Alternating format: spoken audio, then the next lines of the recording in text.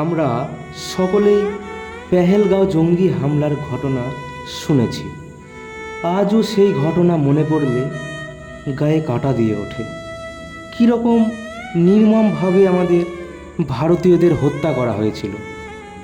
তাদের আত্মার শান্তি কামনার জন্য এবং ভারতীয় সেনাবাহিনী যে সাহস দেখিয়ে অপারেশন সিঁদুরের মাধ্যমে আমাদের মা বোনেদের সিঁদুরের প্রতিশোধ নিয়ে যে সাফল্য অর্জন করেছে, তাদের শ্রদ্ধাঞ্জলি জ্ঞাপনের জন্য আমাদের ইউনিক ক্লাবের সকল সদস্য মিলে এই শ্রাবণ মাসের শেষ সোমবার আমাদের সৃষ্টিকর্তা অর্থাৎ ভোলা মহেশ্বরের মাথায় গঙ্গা জল অর্পণের জন্য কুমারপুর ঘাট থেকে ডুবতলা সুরেন বাবার আশ্রম পর্যন্ত প্রায় 27 কিলোমিটার রাস্তা বাবা বুড়ো শিবের মূর্তি ঘাড়ে নিয়ে এবং সাথে 5 ঘড়া গঙ্গা জল নিয়ে আমরা আমাদের যাত্রা শুরু করব।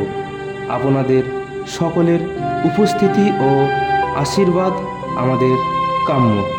ধন্যবাদ সকলকে।